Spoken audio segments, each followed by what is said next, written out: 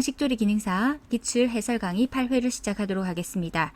해설 없이 내가 시험을 치는 연습만 해보고 싶다라고 하시는 분들은 오른쪽 상단에 있는 CBT 실전 연습 또는 더보기란에 있는 링크로 들어가셔서 시험 치는 연습, CBT 실전 연습 하시면 되겠고, 자, 이 강의는 8회에 대한 해설 강좌가 되겠습니다. 자, 시작하도록 하겠습니다.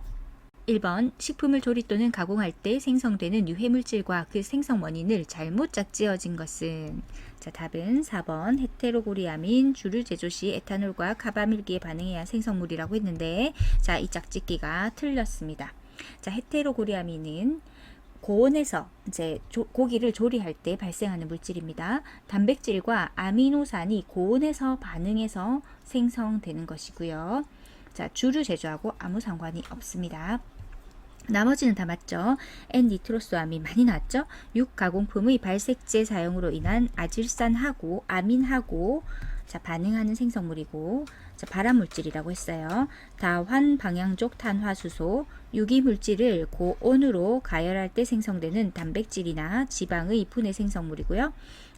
아크릴아미드는 전분 식품 가열 시 아미노산과 당의 열에 의한 결합 반응 생성물입니다.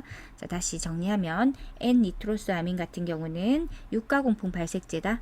다환 방향족 탄화수소는 유기물을 고온으로 가열할 때 생기는 단백질이나 지방의 분해 생성물이다. 아크릴아미드는 전분식품 가열 시 아미노산하고 당의 열에 의한 결합 반응, 자, 아미노산과 당의 열에 의한 결합 반응이다. 헤테로고리아민 같은 경우는, 자, 고온으로 조리된 고기에서 발생하는 물질이고, 단백질하고 아미노산이 고온에서 반응해서 생성되는 물질이다. 그래서 주류 제조하고 아무 상관없다. 정리하시면 되겠습니다. 2번 보거 중독을 일으키는 독성분은, 답은 2번 테트로도톡신. 자, 테트로도톡신, 뭔가 탁 터지는 느낌이 들죠? 보거, 배 빵빵한 보거 생각하시고요. 자, 보거 중독 테트로도톡신입니다. 신경계에 영향을 주어서 마비나 호흡곤란, 심한 경우 사망에 이르기도 하는 이제 보거 독입니다. 테트로도톡신이고요. 솔라닌은 감자나 가직과 식물에 포함된 독성 물질. 자, 자, 태양빛에 있는, 태양빛에서 감자가 싹이 난 것 생각하시면 되겠습니다. 감자 싹 껍질에 많이 있죠. 자, 베네루핀, 배에 있네, 베네루핀 뭐였죠? 모시족에 바지락 굴이 있었습니다. 계속 보았기 때문에 이제 외우셨을 거라고 생각해요. 자, 무스카린은 독버섯에서 발견되는 독입니다. 독버섯. 2번 과일 통조림으로부터 용출되어 구토, 설사, 복통의 중독 증상을 유발할 가능성이 있는 물질은, 자, 답은 2번입니다. 자, 통조림 용기가 주석으로 거의 다 만들어져 있고요. 특별히 과일이라고 했잖아요. 산성 성분을 담은 통조림에서 용출될 가능성이 많기 때문입니다. 자, 답은 2번 주석. 4번 화학성 식중독의 원인이 아닌 것은, 답은 1번 설사성 폐류 중독. 자, 폐류라는 것은 조개류를 말하는 거죠. 조개는 동물이니까. 자, 설사성 폐류 중독은 생물성 식중독, 그 중에서 동물성 식중독에 해당합니다. 맞고요. 나머지는 모두 화학성 식중독이죠. 한번 읽어보겠습니다. 환경 오염에 기인하는 식품 유독 성분 중독, 화학성 식중독, 중급 속에 의한 중독, 화학성 식중독, 유해성 식품 첨가물, 이거 전부 화학 성분이잖아요. 화학성 식중독에 의한 것입니다. 자, 답은 1번 설사성 폐류 중독은 화학성 식중독의 원인이 아닙니다. 5번 안식향산의 사용 목적은, 답은 2번 식품의 부패를 방지하기 위하여. 자, 안식향산 나오면 부패라는 단어를 꼭 기억해 주세요. 자, 부패를 방지한다 라는 거죠. 쉽게 말해서, 자, 방부제로 쓰이는 겁니다. 방부제, 그죠? 부패를 방지하는 거니까 방부제로 사용한다. 그래서 안식향산은 식품이나 음료, 화장품, 의약품에서 미생물의 성장을 억제하고 제품의 유통기한을 연장하기 위한 방부제, 즉 부패를 방지하기 위해서 사용되고 있다. 1번 식중독 중 해산 어류를 통해 많이 발생하는 식중독은, 답은 4번 장염 비브리오균 식중독. 자, 해산물 잘못 먹으면 비리다 했죠. 장염 비브리오균. 비리다. 자, 비브리오균 식중독 이렇게 외우시면 되겠습니다. 살모넬라균 식중독은 주로 가금류, 육류, 계란 등을 통해서 발생하죠. 클로스트리디움 보툴리눔균은 잘 보존되지 못한 통조림 식품이라든지 소시지 같은 것들을 통해서 발생을 합니다. 황색 포도상 구균 식중독은 주로 사람의 손이나 피부를 통해서 오염된 식품으로 인해서 발생되는 것이죠. 자, 이렇게 해산 어류를 통해 많이 발생한다. 비리다. 장염 비브리오균 식중독. 이렇게 외워주시면 되겠습니다. 1번 색소를 함유하고 있지는 않지만 식품 중의 성분과 결합하여 색을 안정화시키면서 선명하게 하는 식품 첨가물은 답은 3번 발색제입니다. 많이 나오고 있죠. 자, 발색제. 처음에는 이제 색소를 함유하고 있지는 않는데 어떤 성분하고 결합을 딱 했을 때 색이 발해지는 겁니다. 발해지면서 그 색이 안정화하면서 선명하게 되는 첨가물이죠. 발색제입니다. 주로 육류 가공품을 생각해 보시면 되겠어요. 햄 같은 거, 명란젓, 소시지 같은 것. 자, 식육의 대표적인 발색제가 암염이 있는데 이 암염을 탁 뿌리면은 고기의 색과 풍미가 싹 올라가고 이제 보존성도 좋아지고 색도 선명하게 된다고 하죠. 자, 그래서 이 발색제 기억해 두시면 좋겠습니다. 계속 시험에 나오고 있습니다. 1번 식품의 부패 또는 변질과 관련이 적은 것은 답은 3번입니다. 자, 나머지는 관련이 많은 거죠. 수분, 온도, 효소는 식품의 부패 또는 변질과 아주 밀접한 연관이 있습니다. 압력은 식품의 부패 또는 변질과 관련이 적습니다. 9번 세균으로 인한 식중독 원인 물질이 아닌 것은 자, 답은 3번이죠. 아플라톡신. 자, 1회차부터 계속 보신 분들은 이미 아마 다 암기가 되어 있으실 텐데 아플라톡신은 곰팡이에서 생성되는 독소, 곰팡이 독이었죠. 그 중에서 간독소였어요. 간을 상하게 한다고 했습니다. 자, 나머지는 세균으로 인한 식중독 원인 물질인데 세균으로 인한 식중독은 크게 세균성 식중독이 있고요. 자, 세균 자체에서 세균끼리 이제 오염이 되어서 생기는 것이고 그 세균이 독을 내뿜은 그 독 때문에 생기는 식중독이 또 있었죠. 그것은 독소형이 있습니다. 자, 살모넬라균하고 장염 비브리오균 1번, 2번 같은 경우는 세균성 식중독이고요. 그리고 보툴리눔 독소 같은 경우는 독소형 식중독에 해당하죠. 이번 전 회차까지만 해도 제가 표를 삽입을 해 두었거든요. 그래서 기억이 안 나시는 분들은 다시 찾아 들어가셔서 표를 보시면 되겠습니다. 10번 중온균 증식의 최적 온도는 자, 여기서 중온균이라 하면 인간에게 병을 일으킬 수 있는 가능성이 높은 세균류이죠. 보통 우리 중온균이라고 했으니까 우리 사람에게 병을 일으킨다고 했으니까 온도가 우리 사람이 사는 것하고 비슷하겠죠. 따라서 25에서 37도입니다. 자, 중온균 하면 우리 사람에게 병을 일으킬 가능성이 높은 세균류이기 때문에 우리 사람이 이제 살기에 참 좋은 온도가 25도에서 37도죠. 자, 10에서 12도씨는 냉온균의 증식 온도에 가깝고 자, 3번, 4번 같은 경우는 고온균의 증식 범위에 가깝다라고 봐야 되겠죠. 따라서 답은 2번 25에서 37도씨입니다.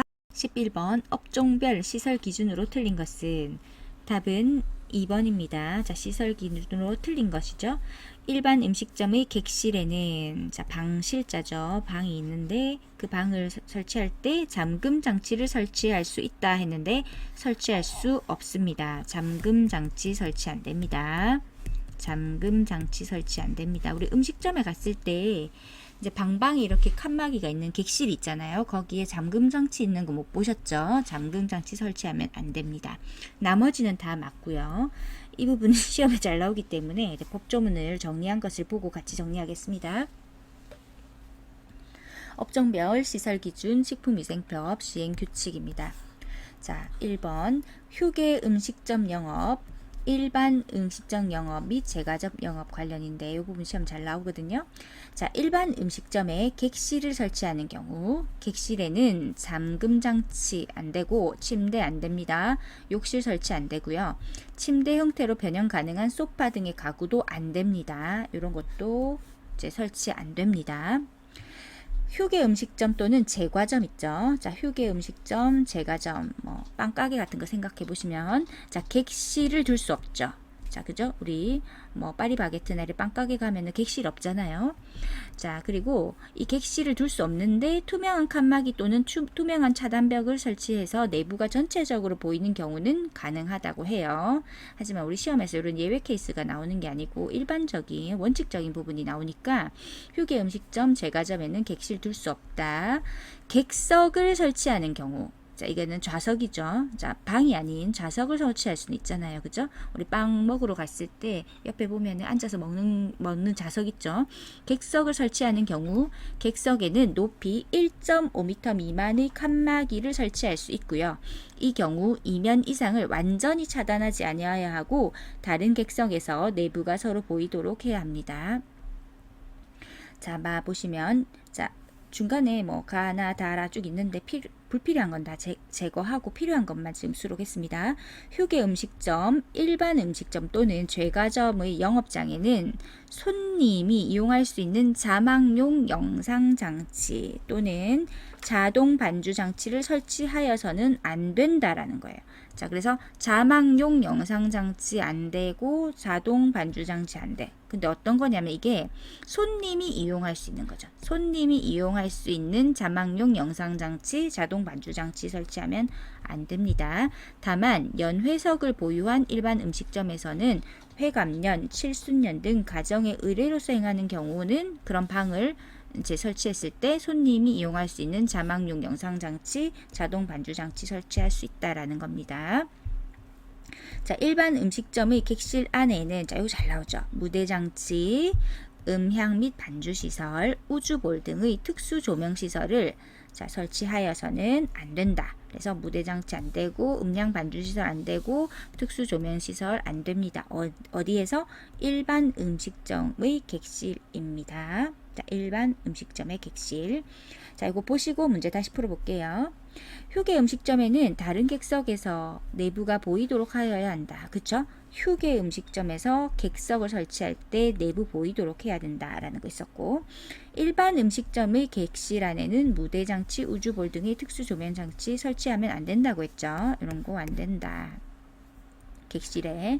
자, 일반 음식점에는, 자, 일반 음식점입니다. 손님이 이용할 수 있는 자동 반주 장치를 설치하여서는 안 된다. 라고 했죠. 손님이 이용할 수 있는, 단서 붙었죠. 자, 수식어 있습니다. 손님이 이용할 수 있는 자동 반주 장치 안 된다. 자, 다시 보시면, 자, 보시면 휴게 음식점, 일반 음식점, 제과점의 영업에서는 손님이 이용할 수 있는 자막용 영상 장치, 자동 반주 장치 설치해서는 안 된다라고 되어 있습니다. 자, 요런 법규 문제는 과거에 기출된 것들이지만은 제가 이제 최근에 개정된 것까지 다 고려해가지고 다 이렇게 수록을 했기 때문에 이 부분은 다 캡처를 딱 하셔가지고 시험 직전에 꼭 법규는 보고 들어가시길 권해드려요. 자, 캡처 하실 수 있도록 지금 잠시 제가 지워드리겠습니다. 자, 이렇게 해서 잠깐 보시고, 막판에 내가 봐야 될 것을 정리하는 것도 공부잖아요. 그래서 공부하시다가 이런 부분은 꼭 직전에 봐야 되겠다라고 하는 거는 딱 캡처를 해 놓으시면 되겠습니다. 자, 지웠습니다. 12번 해썹의 7가지 원칙에 해당하지 않는 것은, 자, 해썹도 많이 나옵니다. 자, 7가지 원칙 미리 알고 들어가셔야 되고요. 자, 답은 뭘까요? 자, 답은 4번입니다. 회수 명령의 기준 설정입니다. 자, 위해 요소 분석하고 중요 관리점 결정하고 CCP라고 하죠. 개선 조치 방법 수립하는 거 모두 해썹의 7가지 원칙인데, 자, 그러면 해썹이 뭔지, 해썹의 7가지 원칙이 뭔지 한번 보겠습니다. 자, 해썹의 7가지 원칙은, 자, 이렇게 7가지 사안에서 위해 요소가 있는 것들을 분석해서 이 위해 요소가 있는 것을 제거하는 것을 말하는 것이거든요. 자, 그래서 첫째, 위해 요소를 분석해야 되겠어요. 위해 요소 분석합니다. 식품 생산 과정에서 발생할 수 있는 생물학적, 화학적, 물리적인 위해 요소를 분석을 일단 합니다. 자, 그래서 분석을 한 다음에 이 중에서 어느 부분에서 관리하는 게 가장 효과적이다 라는 것을 찾아내는 거예요. 이것이 중요 관리점 결정입니다. 식품에서 위해 요소를 예방하고 제거하거나 또 허용 가능한 수준으로 줄일 수 있는, 어쨌든 이 위해 요소를 예방, 제거, 줄일 수 있는 어떤 관리 지점이 있는지를 보고 결정하는 겁니다. 자, 그러면 이 관리 지점을 딱 결정을 했죠. 그러면서 이 관리 지점이 딱 이렇게 정확하게 맞아떨어지지 않을 수 있잖아요. 그 관리 지점을 결정해서 허용 한계 기준을 설정을 하는데, 중요 관리점에서의 기준이 있죠. 예를 들어서 온도나 시간, pH 등을 설정해서 이것을 초과하지 않도록 관리하는 거죠. 자, 기준을 설정해서 관리하는 것이고요. 자, 계속해서 이제 이 관리가 잘 되는지 보는 게 뭐죠? 모니터링이죠. 자, 그래서 CCP 모니터링을 체계를 설정을 합니다. 중요 관리점에서 설정된 관리 기준이 있으면 그것이 제대로 준수되고 있는지, 그 관리 기준, 관리 한계 기준이죠. 이것이 제대로 준수되고 있는지 계속 확인하면서 계속 절차를 보는 것을 모니터링이라고 하죠. 자, 그 다음에 모니터링을 하면서 보니까 이 모니터링 결과 관리 기준, 그 관리 한계 기준 있잖아요. 이 한계 기준을 벗어나면은 자, 시정 조치를 결정하고 그 절차를 마련하는 것이 개선 조치입니다. 또는 시정 조치. 자, 개선 조치, 시정 조치. 모니터링을 해야 그 다음에 개선 조치가 나오겠죠. 자, 그 다음 이 해썹 시스템이 제대로 작동하고 있는지를 계속 검증을 해야 됩니다. 자, 그래서 검증 절차를 이제 마련을 하고요. 주기적으로 해썹 계획이 적절한지 평가를 하는 겁니다. 자, 이것을 평가하고 계속해서 그 다음에 사람들도 볼 수 있도록 기록을 유지해야 되겠죠. 해썹 시스템 운영에 대한 모든 절차와 모니터링, 시정 조치 등을 문서로 기록하고 보관해서 이 일들이 체계적으로 계속해서 연속적으로 이루어질 수 있도록 하는 것입니다. 자, 우유 제조 과정에서 위해 요소가 있는지, 자, 이걸 보는 거예요. 자, 해썹을 적용을 합니다. 자, 위해 요소를 일단 분석을 합니다. 우유의 생산 과정에서 어떤 것이 위해 요소인지. 그래서 생우유가 있는데 이것이 이제 살모넬라나 대장균 같은 미생물의 위험이 있을 수 있다라는 것을 분석을 한 거죠. 이럴 수 있겠구나. 생우유 같은 경우는 살모넬라하고 대장균 같은 미생물 때문에 오염이 될 수가 있겠구나. 이게 위해 요소구나 분석을 했어요. 그러면 이걸 어떻게 관리하지? 라고 하는 게 중요 관리 지점의 결정이죠. 우유를 살균하는 단계가 이제 CCP가 됩니다. 이거 살균하면 되잖아요. 그러면서 이 단계에서 미생물이 사멸되도록 하는 적절한 온도, 시간을 설정을 하는 겁니다. 자, 예를 들어서 우유를 72도씨에서 15초 동안 저온 살균을 하는 것이 결정을 딱 한 거예요. 이게 좋겠다. 이것이 중요 관리 지점이다. 그러면 우유 72도, 시간 15초죠. 그러면 한계 기준을 설정합니다. 살균 공정에서 우유가 반드시 75도씨 이상에서 처리돼야 된다. 그리고 15초 이상 그 상태를 유지해야 한다. 라는 것이 한계 기준입니다. 자, 그리고 이것이 잘 되는지 볼게요. 모니터링. 온도계와 시간을 지속적으로 모니터링 하여서 우유가 설정한 기준대로 살균되고 있는지 확인하는 거죠. 자, 그리고 개선 조치. 자, 개선 조치. 만약 온도가 기준 이하로 이제 떨어졌거나 또는 시간이 부족하다면은 이 우유는 폐기하거나 다시 처리하는 등의 개선 조치를 취하게 되는 겁니다. 그 다음 검증을 걸칩니다. 살균 공정이 제대로 미생물 제거에 효과가 있는지 주기적으로 테스트하고 시스템이 정상적으로 작동하는지를 확인하고 기록을 하는 겁니다. 케이스를 하나 들었기 때문에 여러분들이 더 이해하기 더 쉬우셨을 거예요. 자, 어쨌든 위해 요소 분석, 중요 관리 지점 설정, 그 다음에 한계 기준을 설정, 그 다음에 모니터링하고, 그 다음 개선 조치하고, 검증, 기록한다. 자, 다시 문제로 돌아가서 보겠습니다. 자, 해썹의 7가지 원칙. 자, 이제 기억이 나시죠? 위해 요소를 먼저 분석해야 되겠죠? 자, 그 다음 중요 관리점 결정을 하고, 이것에 대해서 한계 기준을 설정을 해서 한계 기준 설정을 했었고, 네 번째 모니터링을 했었고, 모니터링에서 어떤 부분이 이제 준수가 잘 안 되고 있으면 다섯 번째로 개선 조치를 했죠. 다른 용어로 시정 조치라고도 합니다. 자, 시험이 이렇게 나올 수도 있고 개선 조치, 시정 조치 다 같은 말이에요. 그 다음 검증 절차, 기록 유지 이런 내용들이 있습니다. 13번 판매의 목적으로 식품 등을 제조, 가공, 소분, 수입 또는 판매한 영업자는 해당 식품이 식품 등의 위해와 관련이 있는 규정으로 위반하여, 자, 해당 식품이 이제 위반을 한 거죠. 유통 중인 당해 식품 등을 회수하고자 할 때 회수 계획을 보고해야 하는 대상이 아닌 것은, 자, 요 회수도 시험에 잘 나오죠. 답은 3번 보건소장입니다. 자, 그래서 회수 계획을 보고해야 되는 대상은 시도지사, 시장, 군수, 구청장, 그리고 식품의약품안전처장에 해당합니다. 자, 법조문으로 확인을 해보겠습니다. 위해 식품 등의 회수 조항이고, 1항 판매의 목적으로 식품 등을 제조, 가공, 소분, 수입 또는 판매한 영업자. 자, 그리고 이제 뭐 보시면 쭉 해서 넘어갈게요. 는 해당 식품 등이 이런 법조문을 위반한 사실을 알게 된 경우에는, 자, 지체 없이입니다. 자, 이것도 중요하죠. 지체 없이 유통 중인 해당 식품 등을 회수하거나 회수하는 데 필요한 조치를 하여야 한다 라고 합니다. 자, 다시 판매 목적으로 식품 등을 이렇게 제조, 가공, 소분, 수입 또는 판매한 영업자는 이런 법조문들을 쭉 위반한 사실을 알게 된 경우는 지체 없이 회수하거나 회수하는 데 필요한 조치를 해야 된다고요. 누가? 영업자가. 이런 영업자가. 자, 이 경우 영업자는 회수 계획을 식품의약품안전처장, 시도지사 또는 시장, 군수, 구청장에게 미리 보고하여야 하며, 회수 결과를 보고받은 시도지사 또는 시장, 군수, 구청장은 지체 없이 식품의약품안전처장에게 보고하여야 합니다. 자, 식품이니까 당연히 식품의약품안전처장이겠죠. 다만 해당 식품 등이 수입한 식품 등이고 보고 의무자가 해당 식품 등을 수입한 자인 경우는 식품의약품안전처장에게 보고하여야 한다라고 되어 있습니다. 자, 2항도 보시고 3항도 보시고, 자, 어쨌든 요 45조 1항이 시험에 잘 나오죠. 자, 문제 보시면 회수하고자 할 때 회수 계획을 보해야 되는 대상이 아닌 것은 보건소장은 아닙니다.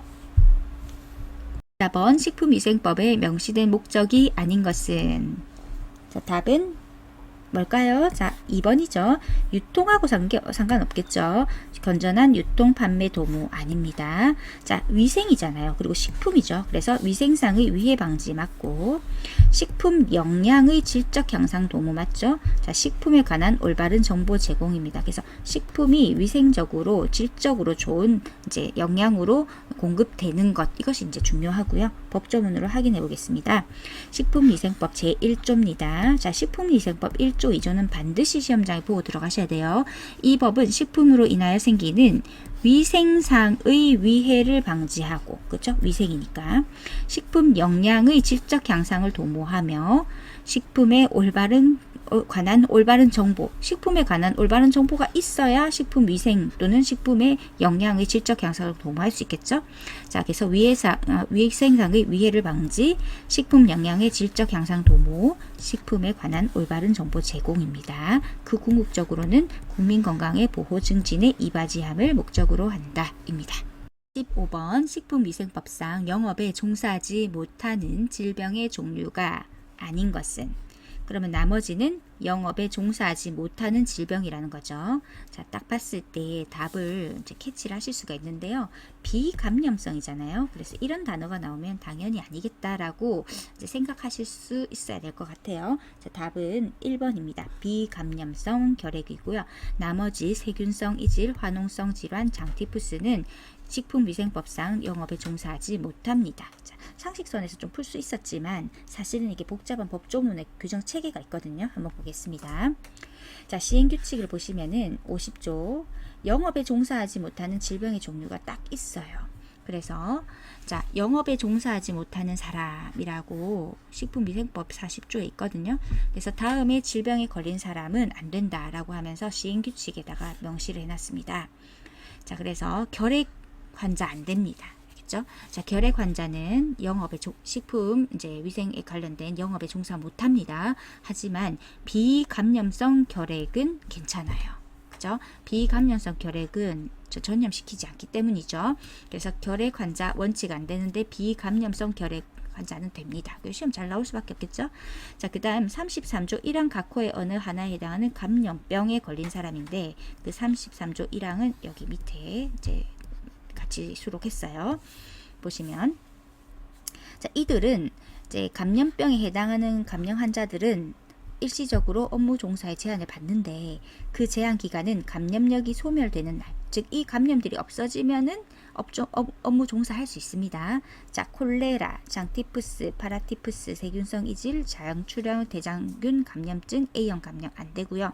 그냥 딱 봤을 때 이걸 외워야 되나 생각이 드실 수 있겠는데 봤을 때 이분들이 이제 식품 관련 일을 하면 안 되겠다라는 생각이 드실 거예요.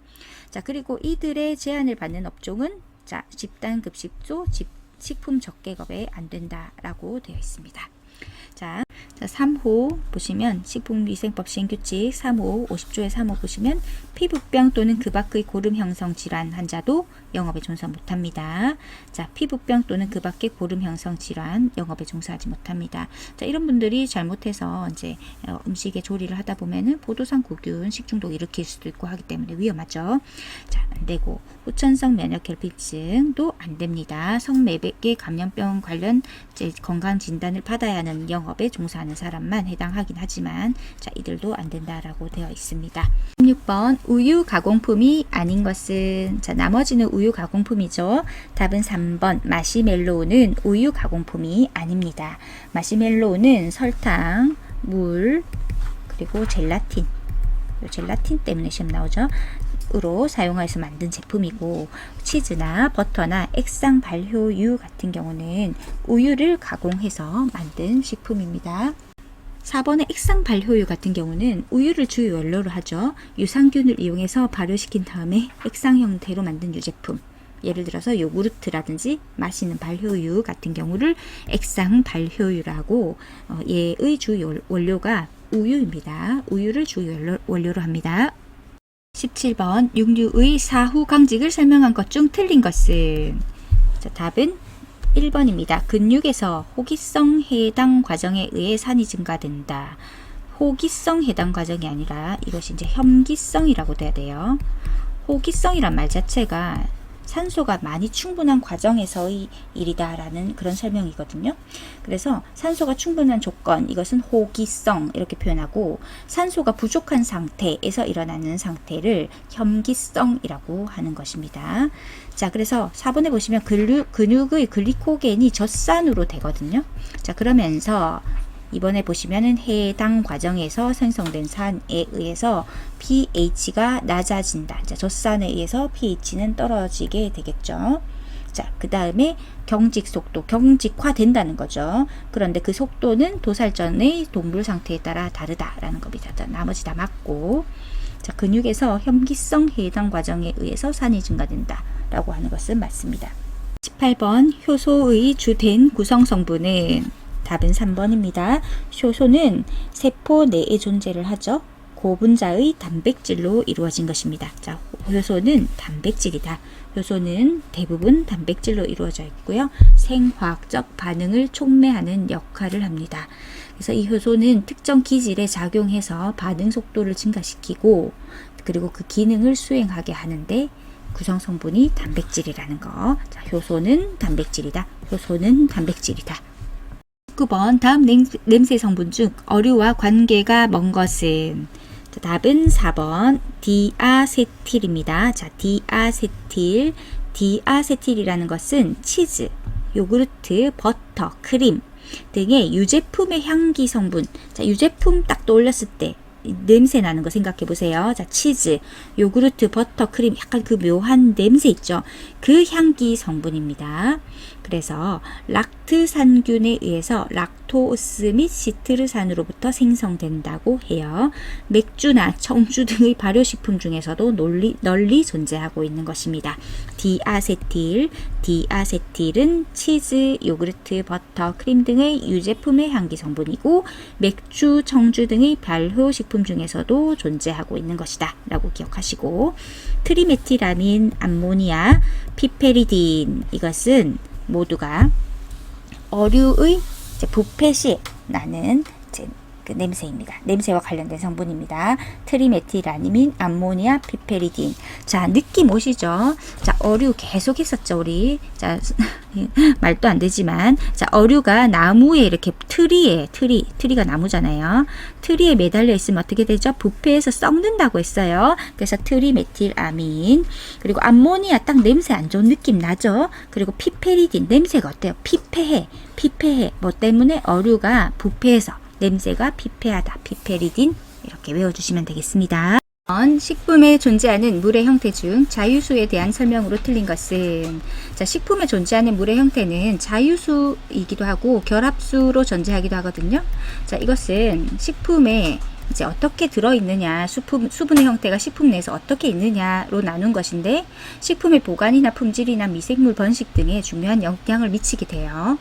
자, 그 중에서 2번은 틀렸는데 마이너스 20도씨에도 얼지 않는다. 자, 자유수의 설명으로 틀린 것이잖아요. 마이너스 20도씨에서는 없니다. 자유수 같은 경우는 자유수는 일반 물처럼 생각하시면 됩니다. 그래서 이게 틀렸고 나머지는 다 맞습니다.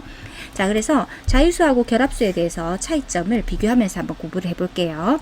자, 자유수, 결합수는 말 그대로 식품 내의 수분의 형태인데 이제 식품 내에서 자유롭게 이동할 수 있느냐라고 해서 자유수이고 식품 성분과 화학적으로 결합되어 있기 때문에 결합수라고 하는 겁니다. 자, 그래서 자유수는 우리 일반적인 물처럼 쉽게 생각하시면 돼요. 0도씨 근처에서 쉽게 얼음으로 변하고 압력에 의해서 물리적 변화 가능합니다. 그리고 물질을 쉽게 녹일 수 있는 능력이 있어요. 우리 자유수 얘기하는 거예요. 자, 건조나 탈수로 쉽게 제거되고요. 100도씨에서 쉽게 증발됩니다. 자, 그리고 자유수는 미생물을 번식하고 부패를 일으키는데 필요하다. 자, 미생물 번식하고 부패를 일으키는데 필요하다. 이런 용어보다는 자, 잘 번식하게 하고 부패를 일으킨다. 잘 일으킨다. 이렇게 외우세요.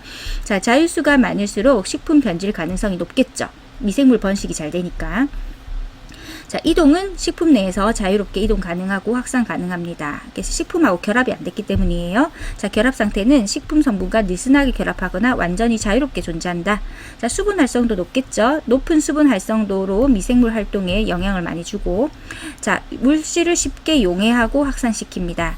그리고 일반적인 외부 환경 변화에 쉽게 영향을 받습니다. 자, 영향을 잘 받는다. 이것이 자유수이고요. 말 그대로 식품과 좀 자유롭게 식품 내에서 자유롭게 이동할 수 있다. 이렇게 외워주시고, 결합수는 식품 성분하고 화학적으로 결합이 되어 있기 때문에 많이 이제 연계가 되어 있습니다. 즉 매우 낮은 온도에서만 동결이 되고요. 0도씨에서 동결이 안 돼요. 자, 그리고 압력에 덜 민감하고 쉽게 변하지 않고 분리가 잘 안 됩니다. 자, 그렇기 때문에 용매로서 작용할 수 없죠. 자, 식품과 화학적으로 결합되어 있으니까. 자, 매우 높은 온도나 강한 화학적 처리 없이는 제거가 불가합니다. 결합이 강하니까 결합수죠. 결합이 강해서 증발 안 되고 미생물에 의한 번식과 부패에 기여하지 않습니다. 결합수 자체는 식품 변질과 직접적인 연관이 없어요. 그리고 식품 내에 특정 성분에 강하게 결합이 되기 때문에 이동도 안 하죠. 식품 성분, 단백질, 탄수화물 등과 강하게 결합되어 있다. 자, 낮은 수분 활성도죠. 강하게 결합되어 있으니까. 그래서 미생물 활동과 무관합니다. 그러니까 식품과 한 몸이 되었다. 이렇게 생각하시면 될 것 같아요. 자, 그래서 결합되어 용해나 확산에 관여하지 않는다. 화학적 결합으로 인해서 외부 환경 변화에 둔감합니다. 자, 그래서 결합수는 식품 성분과 화학적으로 결합된 물이다 라고 이제 외워주시면 되고, 다시 문제 보시면 자, 자유수에 대한 내용으로 틀린 것이니까 나머지는 다 맞죠. 식품에서 미생물의 번식에 이용됩니다. 맞고, 100도씨에서 증발하고 0도씨에서 얼고 그렇게 돼 있었죠.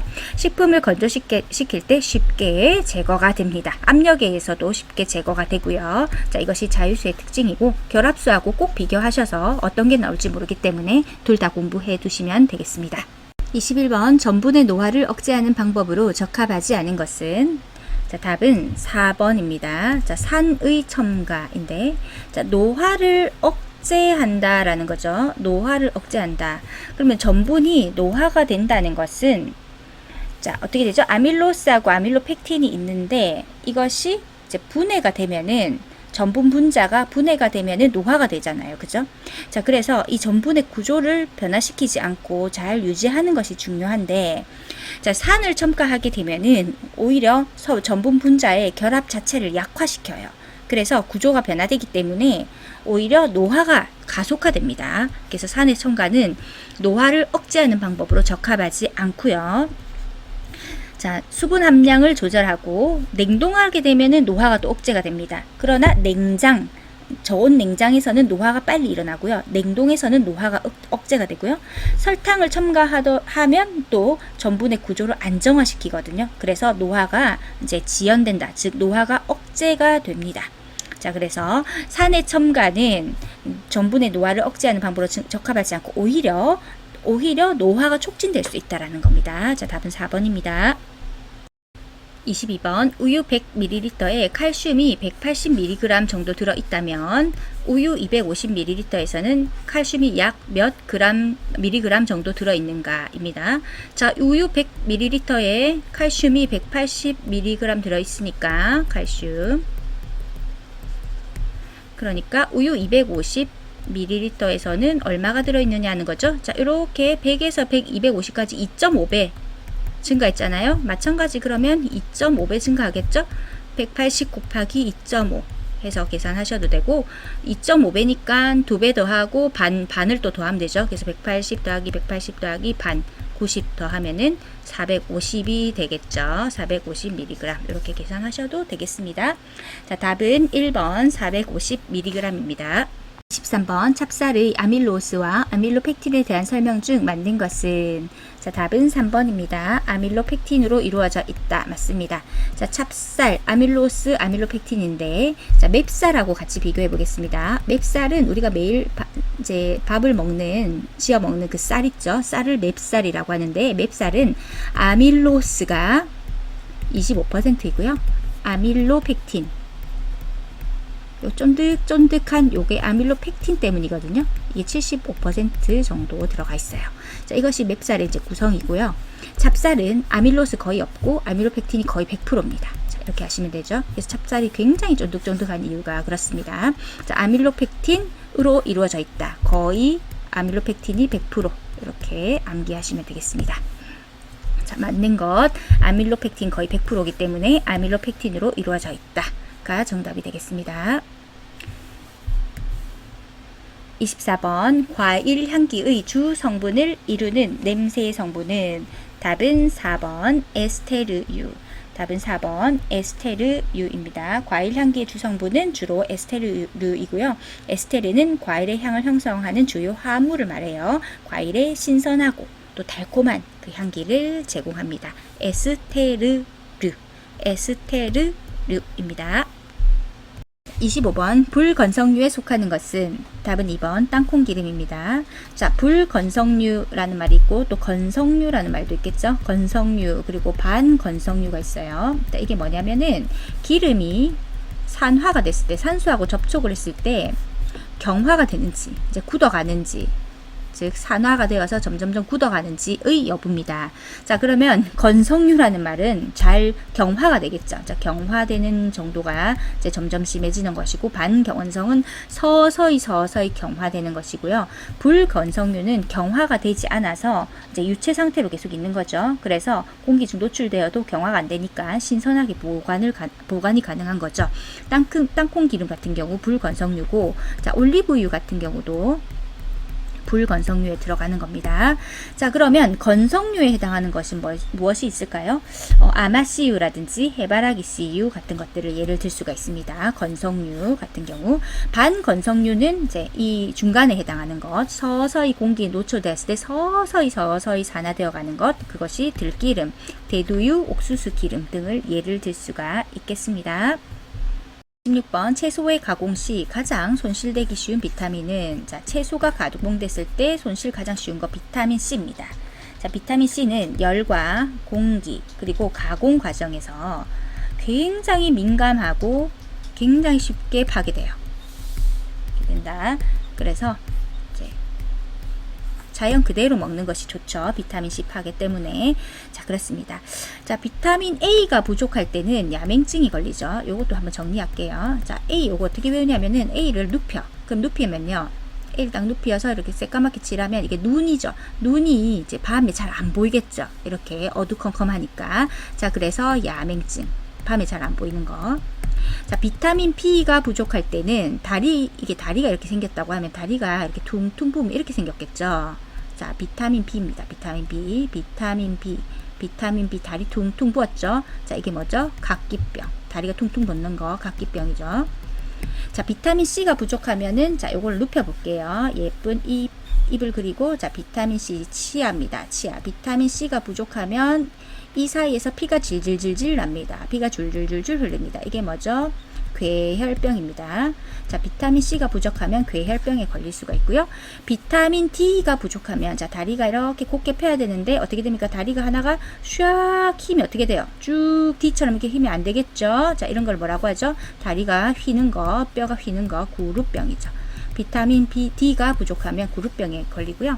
자, 비타민 E가 이제 부족하게 되면은 이제 아이를 유산할 가능성이 많아요. 자, 이렇게 이가 눕히면 이렇게 뭔가가 이렇게 흘러내리는 느낌이 들죠. 자, 유산 가능성이 많아진다. 비타민 E가 부족하면 그렇다라고 외워두시면 되겠습니다.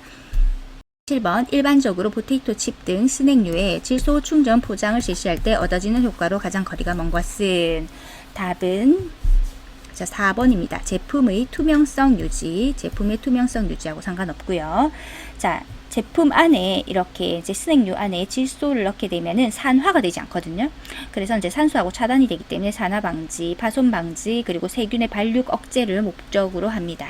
그렇지만은 투명성 유지하고는 아무 상관이 없죠. 자, 산화 방지 1차적인 목적, 파손 방지도 있고요. 발육을 억제합니다. 요즘 과자 값이 너무 비싸져 가지고 이제 과자의 스낵 양보다 질소 양이 더 많다고 할 정도로 농담을 하죠. 자, 그만큼 이 질소 충전이 이제 스낵 안에 들어갔을 때 효과가 큽니다. 산화 방지, 파손 방지, 세균의 발육을 억제한다입니다. 달걀 흰자로 거품을 낼 때 식초를 약간 첨가하는 것은 다음 중 어떤 것과 가장 관계가 깊은가? 답은 1번입니다. 남백의 등전점. 자, 말이 좀 어려운데 등전점이란 것 자체가 단백질이나 아미노산 같은 이 분자, 플러스 마이너스 양쪽속 분자가 있잖아요. 이것이 정기적으로 중성이 될 때입니다. 중성이 될 때의 pH거든요. 정기적으로 플러스 마이너스 전하가 다 중성이 되어서 자, 전하가 0이 되는 그런 pH를 등전점이라고 해요. 그래서 이게 어려운 걸 몰라도 되지만 어쨌든 이 등전점이 되면은 안정화가 되거든요. 그래서 안정화가 되기 때문에 거품도 더 잘 나고 이렇게 됩니다. 왜냐하면 달걀 흰자 거품을 낸다는 거는 그 거품 안에 이제 공기가 들어가게 되고 그러면 식감이라든지 이런 것들이 훨씬 좋아지고 조리가 더 잘 되잖아요. 그래서 달걀 흰자가 거품이 잘 날 수 있고 이렇게 잘 단백질이 잘 뭉쳐지는 그 지점이 바로 그 등전점에 해당하는 건데 문제는 신선한 남백이 pH가 한 7.6 정도 됩니다. 그런데 이 남백이 이제 잘 뭉쳐져서 흰자가 잘 되는 그 등전점은 pH 약 한 4 정도 돼요. 4.5에서 5.2 정도 돼요. 그러면 pH가 7일 때 중성이라고 했고, 자, pH가 7보다 작아지면은 산성이라고 했죠. 그리고 pH가 7보다 크면은 알칼리라고 했잖아요. 자, 지금 등전점은 4.5에서 5.2인데 남백에 신선할 때 7.6이라는 말은 알칼리 쪽이잖아요. 그죠? 그렇기 때문에 여기에다가 식초를 약간 첨가를 하면은 pH가 산성으로 내려가겠죠. 그러면서 등전점으로 맞춰지면서 요리가 잘 뭉쳐지면서 달걀 흰자 거품이 정말 잘 난다고 해요. 그래서 답은 1번 남백의 등전점이 pH가 4.5에서 5.2로 낮기 때문에 그 남백의 등전점으로 낮춰주려고 식초, 산성을 넣어서 산성 쪽으로 쭉 가게 하는 거예요. 자, 그래서 처음에 신선한 달걀은 pH 흰자가 이제 알부민이 pH가 7.6인데 또 이게 시간이 지나면서 점점 이산화탄소가 난각으로 빠져나가잖아요. 그럼 어떻게 되냐면 더 알칼리가 강해져 가지고 pH가 어디까지 가냐면 9까지 정도 간대요. 자, 9까지 정도 가기 때문에 완전 알칼리를 쭉쭉쭉 가잖아요. 그렇기 때문에 식초를 넣어서 등전점에 맞춰서 등전점이 이제 한 4.5 정도 되니까 4.5에서 5.2까지 pH 딱 등전점까지 맞춰준다.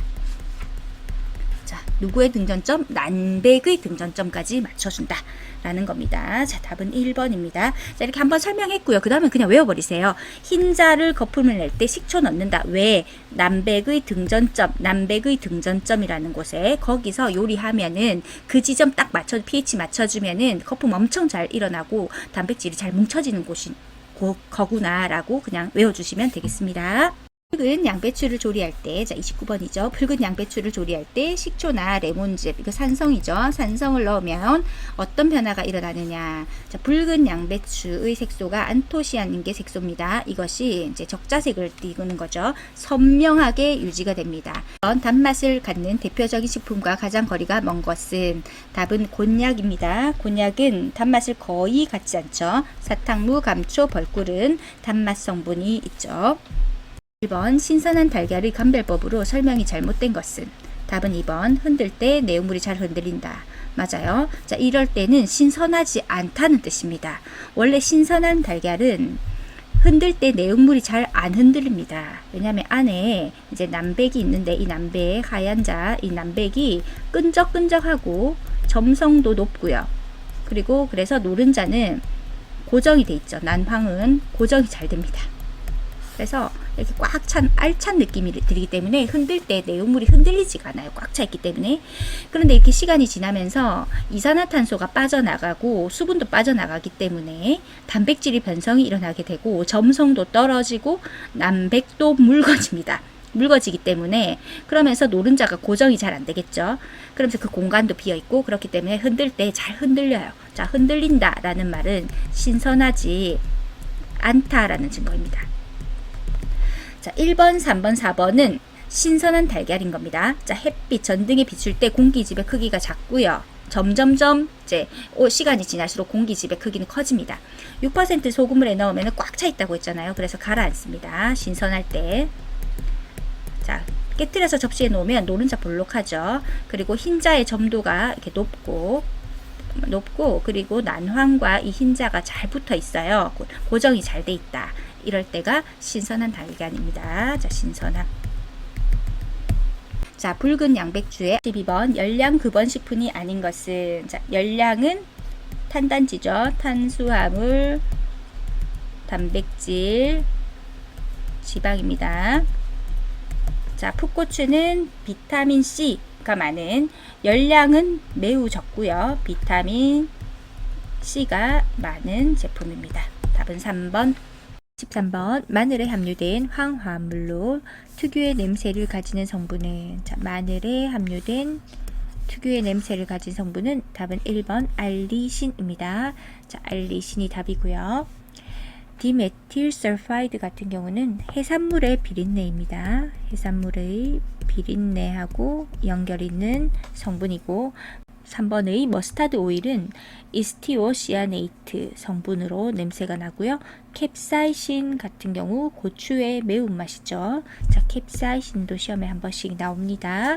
답은 1번. 마늘에 함유된 황화물로 특유의 냄새를 가지는 것은 알리신입니다.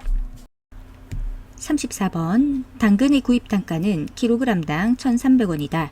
10kg 구매 시 표준 수율이 86%이라면 당근 1인분 80g의 원가는 약 얼마인가? 자, 이런 문제는요. 이런 스타일의 문제를 한번 풀어보시고 딱딱딱 이렇게 풀어야 되겠다라고 표준화를 해놓고 들어가셔야 돼요. 자, 구입 단가 자체가 kg당 1,300원입니다. 그런데 10kg 구매할 때 표준 수율이 86%예요. 자, 이렇게 문제에서 주어졌잖아요. 그럼 10kg 구매 시 표준 수율 86%면 10kg 구매 시의 가격을 일단 책정을 해놓고 그 다음에 표준 수율을 계산하셔야 됩니다. 자, 구입 단가 kg당 1,300원이니까 2,300원 갖고 계산하시면 안 되고요. 문제에서 10kg 구매 시라고 했으니까 그대로 따라 주셔야 돼요. 자, 그러면 kg당 1kg당 1,300원이니까요. 구입 단가가, 자, 그러면 10kg의 구입 단가는 13,000원입니다. 그죠? 13,000원입니다. 자, 이 13,000원어치 샀는데 그때 표준 수율이 86%예요. 표준 수율이란 말은 우리가 당근을 다 사면 당근의 껍질 뭐 이렇게 이제 여러 가지를 다 쳐내고 나서 실제로 먹을 수 있는 부분 있죠. 얻을 수 있는 부분, 먹기에 적합한 부분에 얻을 수 있는, 자, 얻을 숫자를 써가지고 거둘 숫자를 써서 내 손에 먹을 수 있을 만큼만 딱 거둘 수 있는 양. 자, 여러 가지 버릴 거 다 쳐내고 그 양이 86%라는 거죠. 그러면 자, 13,000원치 샀는데 자, 86%만 쓸 수 있다는 것. 그럼 10kg를 샀어. 근데 86%만 먹을 수 있는 양이라는 거죠. 실제 식탁에 오를 수 있는 그 양은 10kg일 때 86%라면 그 양은 어떻게 되죠? 네, 8.6kg이 되죠. 자, 계산 되시죠? 어떻게 하냐면 10kg 곱하기 자 86%는 100분의 2로 했을 때 86이니까 100분의 86이죠. 100분의 86. 그 말은 0.86이죠. 이렇게 곱하면 자 8.6kg입니다. 자, 그래서 쉽게 말해서 다시 색깔 바꿔보겠습니다. 자, 10kg으로 당근을 13,000원어치 주고 샀잖아요. 그러면은 이게 다 먹을 수 있는 게 아니고 그 중에 8.6kg만 먹을 수 있는 실탁에 올라갈 수 있는 먹을 수 있는 당근이라는 것입니다. 자, 그렇기 때문에 이때 이제 원가 계산을 할 때는 이 표준 수율을 가지고 하는 거예요. 먹을 수 있는 거에 대한 원가 계산이니까. 그러면 자, 이 전체 원가 계산 해볼게요. 자, 이 전체 원가 계산은 자, 1g당 원가 계산이라고 할게요. 자, 이건 8.6kg은 8,600g이죠. 자, 왜냐하면 문제에서 80g에 대한 원가를 말하라고 했으니까 일단 1g을 계산을 하고 곱하기 80을 하는 게 계산성 편합니다. 자, 그러면 1g당의 원가는 13,000원 지금 샀잖아요. 13,000원 10kg 샀으니까 거기서 표준 수율 86%를 계산한 8.6kg, 즉 8,600g을 나눠주면은 1g에 해당하는 원가가 나오겠죠. 1g에 대한 원가. 자, 이해되시죠? 이 부분이 포인트거든요. 13,000원 나누기 자 10kg이 아니라는 거예요. 나누기 10kg이 아니고 표준 수율을 계산해서 내가 실제 우리가 식탁에서 먹을 수 있는 부분만 나눠주는 거예요. 그래야 그것이 1g당 원가가 되는 거예요. 왜냐하면 식품에서 먹는 부분이니까. 자, 그래서 계산을 하면 약 1.51원 정도 됩니다. 자, 그래서 1g당 원가를 물어본 게 아니고 당근 1인분을 물었어요. 그래서 이런 부분에서 헷갈리시지 마세요. 자, 1인분이 80g이구나. 그래서 여기서 구하고자 하는 거는 이 단위를 잘 보시면 됩니다. 그냥 80g의 원가를 묻는 거지. 따라서 1.51 곱하기 80을 하면 대략적으로 이제 어떻게 되죠? 자, 약 120.8 정도 나오고요. 따라서 121원 가장 가깝죠. 답은 2번이 되는 것입니다. 자, 답은 2번.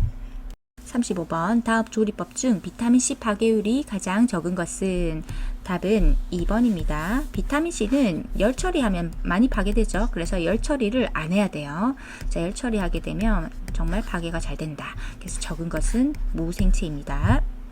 36번 조리 시 일어나는 비타민, 무기질의 변화 중 맞는 것은 자, 답은 1번입니다. 비타민 A는 지방 음식과 함께 섭취할 때 흡수율이 높아진다 라고 했는데 맞죠? 비타민 A는 지용성 비타민입니다. 지용성 비타민이기 때문에 지방과 함께 섭취할 때 흡수율이 높아져서 그래서 이제 당근도 이렇게 기름에 볶아 먹었을 때 훨씬 흡수율이 높아지는 거죠. 이번에 비타민 D는 자외선과 접하는 부분이 클수록 오래 끓일수록 파괴율이 높아진다 했는데 비타민 D는 자외선과 접하는 부분이 클수록 파괴율이 높아지는 것이 아니라 흡수율이 높아져요. 자, 활성화가 된다는 거죠. 그렇기 때문에 비타민 D 이제 영양제를 먹고 비타민 D에 관련된 식품을 먹고 햇볕을 많이 쬐게 되면은 훨씬 흡수가 잘 된다라고 이제 암기하셔야 되고 자 3번에 색소의 교정 효과로는 자, CaE+, 자 칼슘 이온이 많이 사용되며 식물 색소를 고정시키는 역할을 한다. 자 색소의 교정 효과는 산성이나 염류입니다. 그래서 칼슘 이온 아닙니다. 자, 과일을 깎을 때 쇠칼을 사용하면은 갈변이 잘 돼요. 그래서 이제 맛, 영양가, 외관. 자, 외관이 별로 안 좋죠. 먹기가 좀 싫게 생겼잖아요. 그래서 외관이 좋지 않다. 입니다. 그래서 답이 틀렸고요. 자, 맞는 것. 비타민 A는 지방 음식과 함께 섭취할 때 흡수율이 높아진다. 맞습니다. 37번 급식시설에서 주방 면적을 산출할 때 고려해야 할 사항으로 가장 거리가 먼 것은 자 주방 면적 산출할 때 조리기기 선택하는 거 맞죠? 식단 어떻게 해야 되는지에 따라서 다르죠. 조리 인원에 따라서 다르죠. 그렇기 때문에 자 면적을 산출할 때 가장 고려해야 할 사항으로 거리가 먼 것 피급식자의 기호 아무 상관이 없습니다. 38번 다음 급식시설 중 1일 1식 사용 급수량이 가장 많이 필요한 시설은 여러분들이 보시기에 급수량이 가장 많이 있어야 하는 경우가 어딜까요? 예, 당연히 병원이겠죠. 병원은 위생 기준이 굉장히 엄격하기 때문에 다른 급식시설보다 많은 급수가 필요합니다. 그리고 개인별로 세심한 준비가 필요하고요. 따라서 답은 4번 병원 급식입니다. 39번 생선의 비린내를 억제하는 방법으로 부적합한 것은 답은 2번 처음부터 뚜껑을 닫고 끓여 생선을 완전히 응고시킨다. 자, 뚜껑을 닫고 끓이는 것이 아니죠. 닫고 끓이면은 비린내가 제거가 안 되고 오히려 갇혀 있을 수 있죠. 그래서 뚜껑 열어야 되고요. 자, 물로 깨끗이 씻어 수용성 냄새 성분을 제거한다. 좋은 방법입니다. 조리 전에 우유에 담가준다. 맛이 좋죠. 생선 단백질이 응고된 후 생강을 넣어주면은 비린내 억제할 수 있습니다. 10번 총 원가는 제조 원가에 무엇을 더한 것인가? 자, 답은 2번입니다. 판매 관리비. 총 원가는 제조 원가 자, 만드는 데 드는 제조 원가에다가 자, 팔기 위해서 여러 가지 드는 비용들이 있죠. 판매하는 관리비죠. 자, 이렇게 됩니다. 이렇게 해서 총 원가가 들고요. 여러분들께서 이제 총 원가만 받고 판매하진 않잖아요. 어떤 부분에서 내가 이제 판매 가격을 한 20%, 원가에서 20%는 이제 판매 가격으로 이제 측정을 해서 내가 이익을 얻어야 되겠다라고 생각하면 판매 가격을 설정할 수 있는 거죠. 즉, 총 원가에다가 이 전체에다가 플러스 이익을 더하면 이것이 바로 판매 가격이 됩니다. 자, 총 원가에다가 이익을 더하면 판매 가격이다. 총 원가는 제조 원가에다가 판매할 때 들어가는 여러 가지 비용들, 판매 관리비를 더한 것이다. 그러면 이 제조 원가는 어떻게 계산하죠?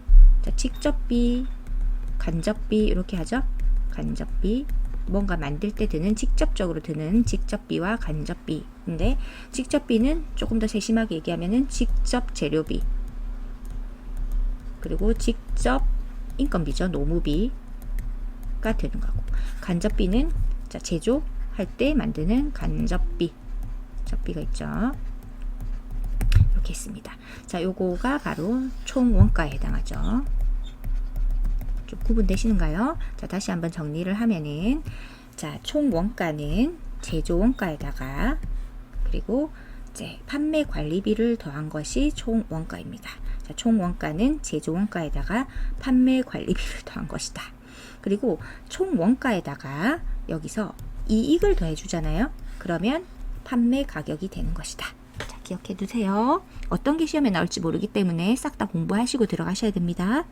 41번 조리 시 첨가하는 물질의 역할에 대한 설명으로 틀린 것은 답은 3번 중조 펙틴 물질의 불용성 강화.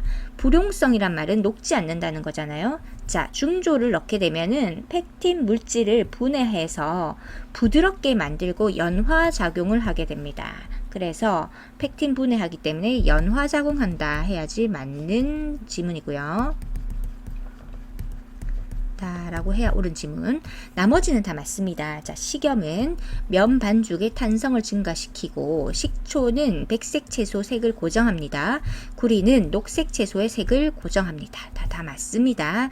여기서 보시면 한식조리 기능사는 틀린 것을 많이 묻기 때문에 틀린 것이 왜 틀렸는지 정리하고 나머지는 맞는 지문이죠. 그래서 맞는 지문을 가지고 공부를 계속 반복하시면 좋겠습니다. 12번 쇠고기의 부위 중 탕, 스튜, 찜조리에 가장 적합한 부위는 자, 질긴 부위이기 때문에 탕을 하거나 스튜, 찜조리를 하게 되는 거거든요. 답은 4번 사태입니다. 43번 유지의 발련점이 낮아지는 원인에 대한 설명으로 틀린 것은, 그럼 나머지는 유지의 발련점이 낮아지는 거죠. 자, 그러면 유지, 기름의 발련점, 자, 타기 시작하는 온도라고 쉽게 생각하시면 되는데, 이 타기 시작하게 되는 온도가 낮아진다라는 게 어떤 뜻이죠? 자, 발련점이 이렇게 있는데, 발련점 원래는 이제 이 정도의 온도였는데 이 부분이 떨어진다는 거죠. 자, 발련점이 높게 되면은 이제 유해 물질도 안 생기고 맛과 품질도 좋게 되겠죠. 유지가 되겠죠. 발련점이 딱 높게, 이 온도가 올라가게 되면은, 발련점이 딱 넘어버리게 되면은 기름 이제 겉면에 하얀색 연기 올라오는 거 기억나시죠? 그게 아크롤레인인데 롤롤롤롤롤 올라간다고 했죠. 아크롤레인, 그것이 우리 속에 들어가게 되면 폐암을 유발하는 아주 유독 물질이거든요.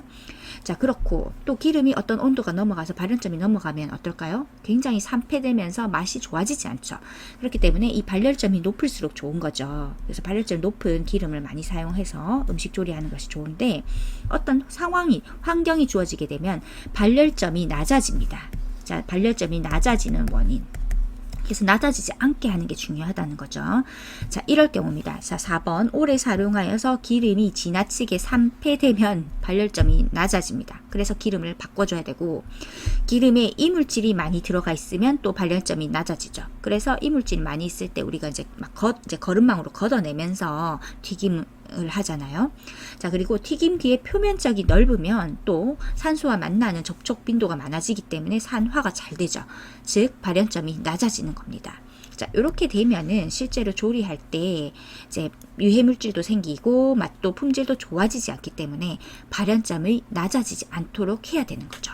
자, 그러면 자, 우리 유지라고 했는데 이 기름이죠. 자, 유지는 글리세롤 플러스 지방산이 똘똘똘 뭉쳐져 있다고 생각하시면 됩니다. 이 글리세롤하고, 자, 적어 드릴게요. 글리세롤, 지방산, 요게 이렇게 뭉쳐져 있는 상태를 트리글리세라이드라고 해요. 트리글리세라이드. 자, 요 형태가 되어야 좋은데 이게 깨지잖아요. 깨지면은, 자, 깨지게 되면은 자유로운 지방산이 막 형성이 돼서 둥둥 떠다니는 거죠. 그거를 이제 유리 지방산이라고 얘기해요. 자, 이거를 자유로운 지방산 이렇게 할까요? 자유로운 지방산. 이 글리세롤하고 지방산이 딱 붙어가지고 트리글리세라이드 상태가 있어야 좋은 기름인데, 그게 아니고 둥둥 떠다니는 자유로운 지방산, 유리지방산이 생기는 거예요. 유리지방산이 생긴다는 것은, 자, 발연점이 낮아지게 되는 원인입니다. 왜냐하면 이게 굉장히 이제 불안정하거든요. 유리지방산 자체가 불안정하기 때문에 열에 더 쉽게 분해가 되기 때문에, 자, 2번, 3번, 4번의 역할들을 더 빨리 일어나게 해준다는 거예요. 즉 유리지방산의 함량이 높게 되잖아요. 높은 경우가 되면은 불안정한 유리지방산이 많기 때문에 열의 반응이 더 잘 되기 때문에 발연점이 낮아지게 되는 겁니다. 자, 이해되시죠? 자, 그래서 유리지방산의 함량이 낮으면 좋은 기름이에요. 유리지방산의 함량이 자꾸 높아지게 되면은 발연점이 떨어지는 좋지 않은 상태가 된다. 이렇게 정리해 주시면 되고, 자, 유지는 글리세롤 플러스 지방산이 딱 붙어 있는 트리글리세라이드, 이 상태가 좋은 상태다라는 겁니다. 44번 김치 저장 중 김치 조직의 연부 현상이 일어나는 이유에 대한 설명으로 가장 거리가 먼 것은, 연부 현상은, 자, 연이 연해진다 라는 뜻이고요. 연해진다, 부는 부패하는 거예요.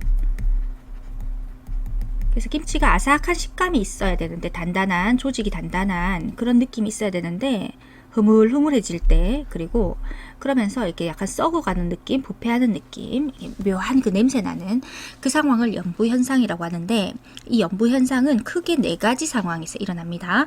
자, 온도가 너무 높아서, 발효 온도가 너무 높아서 미생물이 과도하게 발효가 되면 문제가 될 수 있어요. 그래서 발효 온도는 4에서 5도씨 정도 잘 맞춰줘야 되고요. 그래서 김치 냉장고 4에서 5도씨로 잘 맞춰 놓고 고정 딱 시켜야 되죠. 자, 두 번째로는 농도, 소금의 농도인데, 농도. 자, 소금 농도가 이제 2에서 3% 정도 맞춰줘야 돼요. 이 농도가 너무 적게 되면은 부패균이 증식을 하게 되면서 김치를 부패하게 만듭니다.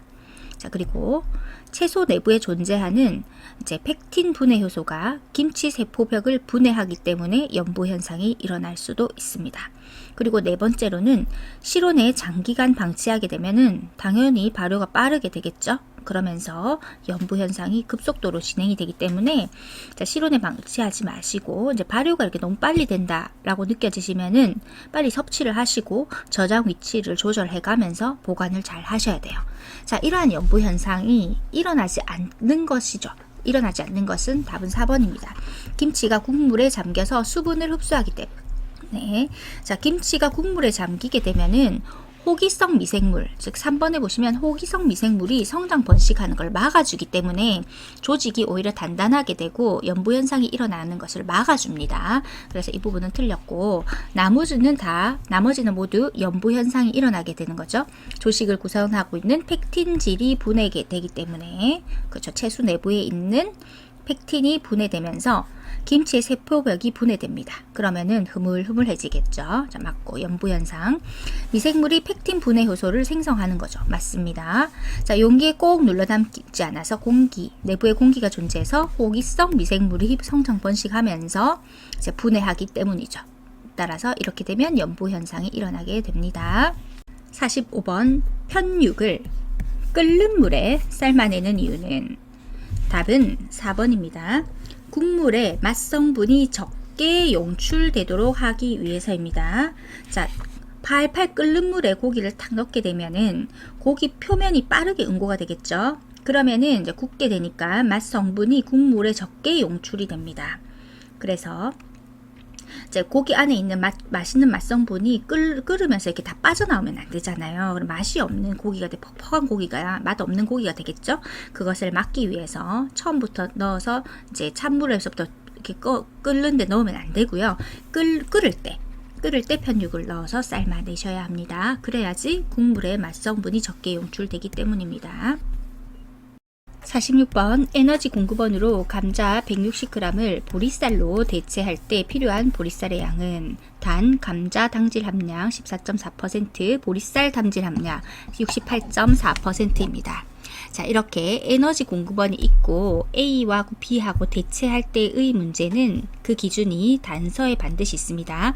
감자 당질 함량 해서 14.4%라고 했으니까 자, 감자 160g 을 보리쌀로 대체하고 싶잖아요. 그러면 감자 160g에 들어있는 당질은 자, 여기서 100분의 14.4가 되겠죠. 자, 이 양이 이렇게 있다고 치면 이만큼에 해당하는 이 당질, 에너지 공급으로서 당질을 뭘로 대체하고 싶다? 보리쌀로 대체하고 싶다. 보리쌀 얼마인지 모르니까 보리쌀 Xg이라고 할게요. 여기서 자, 당질 함량 보리쌀은 68.4니까요. 100분의 68.4니까 요 둘을 같이 맞춰 주어야지 대체를 하는 거죠. 이렇게 똑같은 양 대체하기 위해서 계산하면 자, 100 다 똑같으니까 소거하겠습니다. 160 곱하기 14.4는 보리쌀 Xg 곱하기 68.4이고요. X는 이항하면 160 곱하기 14.4 나누기 68.4 하면 되겠죠. 따라서 X는 대략적으로 계산을 해보시면은 33.7g이 나옵니다. 답은 4번입니다.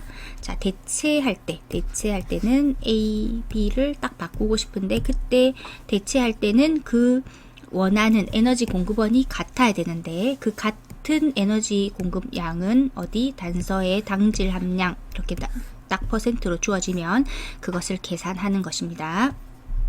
47번 육류조리 시 열에 의한 변화로 맞는 것은 답은 3번 미트로프는 가열하면 단백질이 응고, 수축, 변성된다. 맞습니다. 가열할 때 단백질이 응고하고 수분이 빠져나가면서 수축하게 되고 변성이 되게 되는 것이고요. 자, 1번 불고기는 가열할 때 이제 열의 흡수로 부피가 증가한다. 자, 열의 흡수로 부피가 증가한다 라고 했는데 우리 고기 이제 조리하고 나면 어떻죠? 부피가 줄어들죠. 자, 부피가 자, 줄어듭니다. 수분이 증발하기 때문이죠. 부피 감소. 스테이크는 가열하면 질겨져서 소화가 잘 되지 않는다라고 했는데 스테이크는 조직이 수축되고요. 또 소화는 촉진되게 되죠. 안 그러면 우리가 스테이크를 해 먹을 이유가 없잖아요. 소화가 촉진된다. 자, 쇠꼬리에 젤라틴이 콜라겐화된다. 되게 헷갈리는데요. 자, 젤라틴은 콜라겐이 분해돼 가지고 젤라틴이 생기는 거예요. 그래서 반대가 되는 겁니다. 자, 다시 콜라겐이 분해가 돼서 젤라틴이 된다. 콜라겐이 분해가 되어서 젤라틴이 됩니다. 자, 그래서 틀렸습니다. 8번 차, 커피, 코코아, 과일 등에서 수렴성 맛을 주는 성분은 자, 답은 1번 탄닌입니다. 탄닌. 자, 철자 보시면 탄닌이죠. 자, 탄닌. 자, 수렴성 맛이라는 거 특이하죠. 수렴성 맛이라는 자체가 떫은 맛입니다. 떫은 맛. 그렇죠? 차, 홍차 같은 거, 그리고 커피, 코코아, 그리고 과일. 그 설탕 있는 코코아 말고요. 이제 원 코코아를 말하죠. 약간 떫습니다. 자, 과일 중에서도 떫은 감 같은 거, 그리고 이제 포도 껍질 같은 거, 떫은 맛이 있죠. 이 수렴성 맛을 주는 것은 탄닌 때문입니다. 49번 식단을 작성하고자 할 때 식품의 선택 요령으로 가장 적합한 것은 자, 답은 2번입니다. 쇠고기가 비싸서 대체식품으로 닭고기를 선정하였다. 맞습니다. 자, 우리 대체식품으로 식품을 선택할 때 첫째 중요한 게 영양소죠. 두 번째, 그죠? 터무니없이 비싸면 안 되잖아요. 그죠? 그래서 비용도 고려하는 것입니다. 자, 1번 보면 영양보다는 경제적인 효율성을 아니죠. 기본적으로는 영양이 우선입니다. 영양 우선이고 시금치의 대체식품으로 값이 싼 달걀, 시금치하고 달걀은 매칭 안 되는 거죠.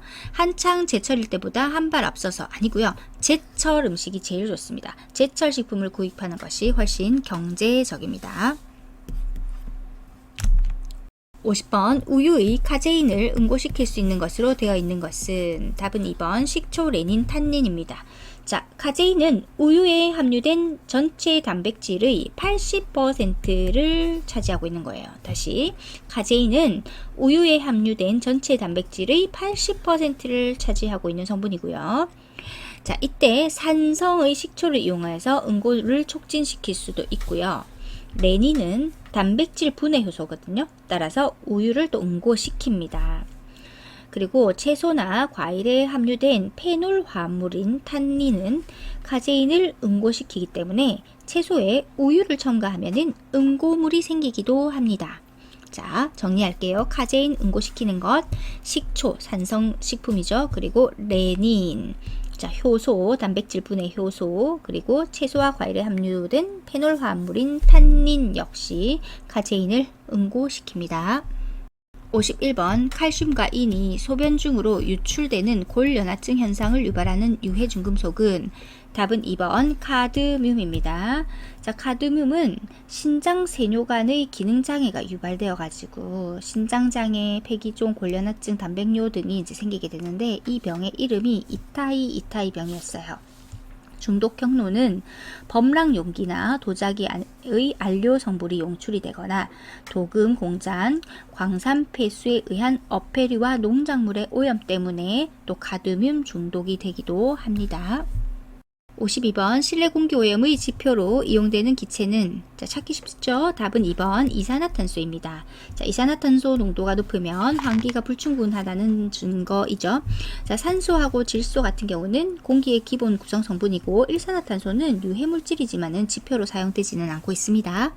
53번 기생충과 중간 숙주의 연결이 틀린 것은 답은 1번 12지장충. 자, 모기가 아니라 토양을 통해서 전파가 되는 것이고요. 나머지는 다 맞죠. 말라리아는 자, 사람을 통해서 중간 숙주가 됩니다. 중간 숙주. 그러니까 말라리아는 모기를 통해서 전파되지만 중간 숙주는 사람입니다. 자, 폐흡충, 가재, 개 맞고 무구조충, 소를 중간 숙주로 해서 전염이 되겠습니다. 54번 감염병 중에서 비말 감염과 관계가 먼 것은 답은 3번 발진열. 자, 발진열은 이 벼룩 등의 매개체에 의해서 전파가 되고 비말 감염과는 관련이 없습니다. 자, 그래서 비말 감염과 관계없다. 백일해, 디프테리아, 결핵은 모두 비말 감염으로 전파가 됩니다. 55번 환경위생의 개선으로 발생이 감소되는 감염병과 가장 거리가 먼 것은? 자, 환경위생을 개선하면서 발생이 감소되는 감염병을 먼저 보도록 하겠습니다. 자, 장티푸스, 콜레라, 이질 같은 경우는 모두 오염된 물이나 음식으로 전염되는 질병이죠. 따라서 환경위생 개선을 하면 발생이 감소되고 크게 감소합니다. 근데 4번 같은 인플루엔자 같은 경우는요, 이제 호흡기를 통해서 전염되는 바이러스성 감염성이죠. 그래서 이것은 환경위생보다는 개인위생과 백신이 더 중요하죠. 백신이 더 중요하다. 개인위생과 백신이 더 중요한 것, 인플루엔자. 답은 4번입니다. 56번 우리나라의 법정 감염병이 아닌 것은? 답은 4번 기생충이고요. 나머지는 모두 법정 감염병입니다. 말라리아, 매독, 유행성 이하선염. 57번 수질의 오염 정도를 파악하기 위한 BOD 생물화학적 산소 요구량 측정 시 일반적인 온도와 측정 기간은? 답은 4번 20도씨에서 5일간입니다. 자, 20도씨에서 5일간입니다. 58번 지역사회나 국가사회의 보건 수준을 나타낼 수 있는 가장 대표적인 지표는? 답은 4번 영아 사망률입니다. 영아 사망률이라는 것은 1년 동안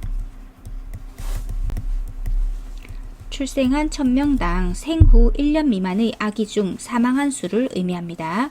59번 자외선에 의한 인체 건강 장애가 아닌 것은? 답은 3번 폐기종입니다. 폐기종은 흡연이나 대기 오염에 의한 폐 질환으로 자외선하고는 아무 상관없고요. 설안염 같은 경우는 눈이 자외선에 노출되어서 발생하는 염증이고, 피부암, 결막염 역시 자외선에 의해서 노출되어서 생긴 인체장애입니다. 60번 고열장애로 인한 직업병이 아닌 것은? 답은 4번 참호족입니다. 참호족은 차가운 환경에서 발이 습기에 노출되면서 발생하는 병이고요. 주로 추운 환경에서 나타나는 것이고, 열자가 들어가잖아요. 열경열, 열쇠약, 그리고 일사병 모두 고열 환경에서 발생하는 직업병이죠. 60번까지 모두 문제 푸시느라 수고 많으셨고, CBT 실전 연습 하시고 싶은 분들은 CBT 실전 연습으로 들어가셔서 시험 치는 연습하시면 되겠습니다. 자, 이렇게 기출문제가 많지만 이것을 계속 반복하면서 보시다 보면은 이 풀 안에서 거의 다 출제가 되기 때문에 기출문제 최대한 많이 보시고 들어가는 것을 권해드리고요. 한식조리 기능사는 가탈스럽다, 좀 어렵다라고 하시는 분들이 많기 때문에 나만 어려운 것이 아니라 남들도 다 어려운 시험인데, 자, 이것이 익숙해지는데 시간이 걸리거든요. 그래서 여러 번 처음 들은 용어가 있다면 그것을 두세 번 보시면 또 익숙해지니까, 그렇게 한 몇 회의 문제를 푸시다 보면은 다음 회차 넘어가실 때 굉장히 쉽게 느껴지실 겁니다. 자, 반복이 힘입니다. 반복이 완벽을 만들 수 있거든요. 자, 여러분들 많이 응원 드리겠고, 저는 계속해서 다음 회차에서 만나 뵙도록 하겠습니다.